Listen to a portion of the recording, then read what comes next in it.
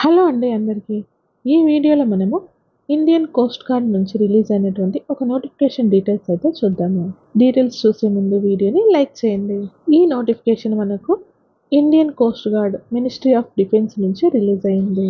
ఈ పోస్టులకి అప్లై చేసుకోవడానికి కావాల్సిన ఎలిజిబిలిటీ కండిషన్స్ ఏంటో మనము తెలుసుకుందాం. ఈ పోస్టులకి అప్లై చేసుకోవడానికి కావాల్సిన ఎడ్యుకేషనల్ క్వాలిఫికేషన్స్ వచ్చేసి నావిక్ జనరల్ డ్యూటీ పోస్టులకు 12th పాస్ అంటే ఇంటర్లో ఫిజిక్స్ సబ్జెక్ట్ తీసుకున్న వాళ్ళు ఎవరైనా కూడా ఈ పోస్టులకు అప్లై చేసుకోవచ్చు. అదేవిధంగా నావిక్లో డొమెస్టిక్ బ్రాంచ్కి వచ్చేసి 10th క్లాస్ పాస్ అయినటువంటి వాళ్ళు ఎవరైనా కూడా ఈ పోస్టులకు అప్లై చేసుకోవచ్చు. అదేవిధంగా యాంత్రిక్ పోస్టులకు వచ్చేసి 10th క్లాస్ పాస్ అయి ఉండి అదేవిధంగా ఎలక్ట్రికల్ కానీ మెకానికల్ ఎలక్ట్రానిక్స్ టెలికమ్యూనికేషన్లో డిప్లొమా కంప్లీట్ చేసిన వాళ్ళు ఎవరైనా కూడా ఈ పోస్టులకు అప్లై చేసుకోవచ్చు. ఈ పోస్టులకి ఆల్ ఇండియా సిటిజన్స్ ఎవరైనా కూడా అప్లై చేసుకోవచ్చు.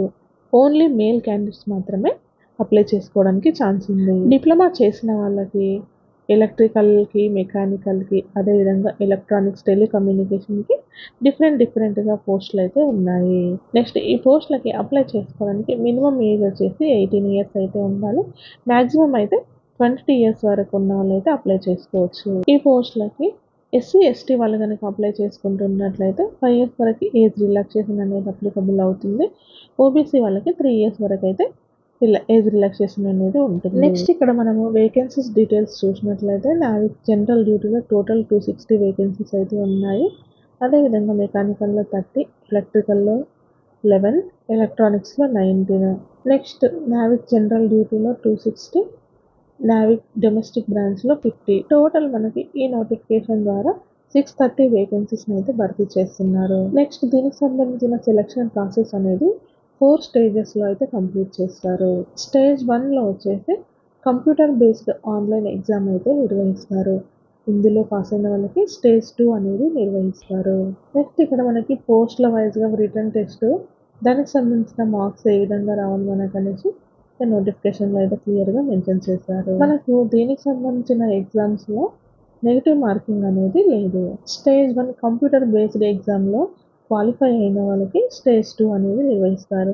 స్టేజ్ 2లో మనకి ఫిజికల్ ఫిట్నెస్ టెస్ట్ అయితే చేస్తారు. ఈ పీఈటీ టెస్టుల్లో రన్నింగ్ వచ్చేసి 1.6 కిలోమీటర్స్ 7 మినిట్స్లో కంప్లీట్ చేయాల్సి ఉంటుంది. అదేవిధంగా 20 స్క్వాట్ అప్స్ ఉంటాయి. అదేవిధంగా 10 పుషప్స్ అయితే చేయాల్సి ఉంటుంది. ఆ తర్వాత మెడికల్ టెస్టులు అయితే నిర్వహిస్తారు. స్టేజ్ 1 మరియు స్టేజ్ 2 క్వాలిఫై అయిన వారిని షార్ట్ లిస్ట్ అయితే చేస్తారు. నెక్స్ట్ మనకు చివరిగా ఒరిజినల్ డాక్యుమెంట్స్ అనేవి వెరిఫికేషన్ చేస్తారు. ఈ పోస్టులకి ఆన్లైన్ ద్వారా అప్లై చేసుకోవడానికి జూన్ 11 నుంచి జూన్ 25 లోపల అయితే ఆన్లైన్ ద్వారా అప్లై చేసుకోవాల్సి ఉంటుంది. దీనికి వెబ్సైట్ వచ్చేసి indiancoastguard.cdoc.in ఈ వెబ్సైట్ ద్వారా ఆన్లైన్లో అప్లై చేసుకోవాలి. ఈ పోస్టులకు సంబంధించిన ఎగ్జామినేషన్ ఫీ వచ్చేసి ఎస్సీ ఎస్టీ వాళ్ళు కాకుండా మిగతా వాళ్ళందరూ 300 రూపీస్ అయితే పే చేయాల్సి ఉంటుంది. ఎస్సీ ఎస్టీ వాళ్ళకి ఎటువంటి ఎగ్జామినేషన్ ఫీ అనేది అయితే ఉండదు. ఈ పోస్టుల కోసం స్టేజ్ 1లో నిర్వహించే ఆన్లైన్ ఎగ్జామినేషన్ అనేది సెప్టెంబర్లో నిర్వహిస్తామనేసి ఇక్కడ మెన్షన్ చేశారు. స్టేజ్ 2 వచ్చేసి నవంబర్ నుంచి ఫిబ్రవరి మధ్యలో నిర్వహిస్తారు. స్టేజ్ 3 వచ్చేసి మనకి ఫిబ్రవరి జూలై మధ్యలో ఉంటుందనేసి ఇక్కడ మెన్షన్ చేశారు. ఈ పోస్టులకు అప్లై చేసుకోవడానికి కావాల్సిన మెడికల్ స్టాండర్డ్ డీటెయిల్స్ చూసినట్లయితే మినిమం హైట్ వచ్చేసి 157 సెంటీమీటర్స్ అయితే ఉండాలి.